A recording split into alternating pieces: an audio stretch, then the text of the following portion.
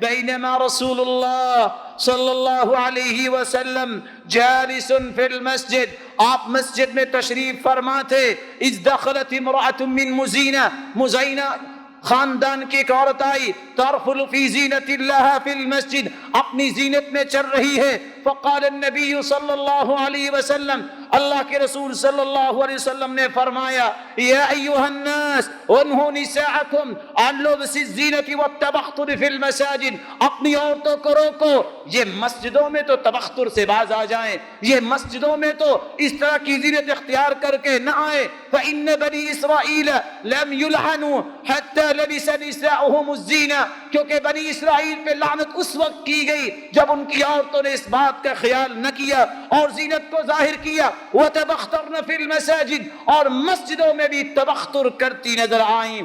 رسول اللہ صلی اللہ علیہ وسلم نے تو یہاں تک فرمایا، أَيُّمَا امْرَأَةٍ تَطَيَّبَتْ ثُمَّ خَرَجَتْ إِلَى الْمَسْجِدِ لَمْ تُقْبَلْ لَهَا صَلَاةٌ حَتَّى تَغْتَسِلَ، جو عورت خوشبو لگا کے مسجد میں جاتی ہے، اور اس بات کو ذہن میں بٹھانا چاہیے،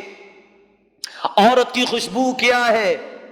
مرد کی خوشبو کیا ہے، ما ظہر لونہا وخفی ریحہا، یہ عورت کی خوشبو ہے جس کا رنگ تو نظر آئے لیکن خوشبو نہ آئے، اور مرد کی خوشبو کیا ہے، ما خفی لونہ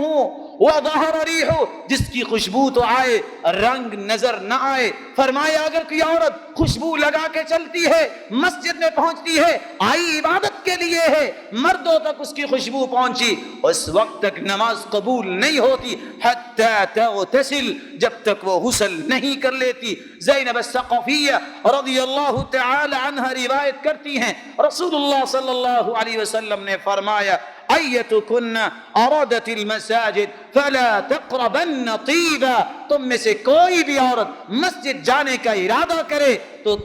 طیب کے قریب نہ جائے۔ رسول اللہ صلی اللہ علیہ وسلم نے ایک دوسری روایت میں فرمایا، لا تمنعوا نساءکم المساجد، مسجدوں میں جانے سے مت روکو، لیکن یہ بات بھی سامنے رکھو، وبیوتہن خیر لہن، گھر ان کے بہتر ہیں ان کے لیے۔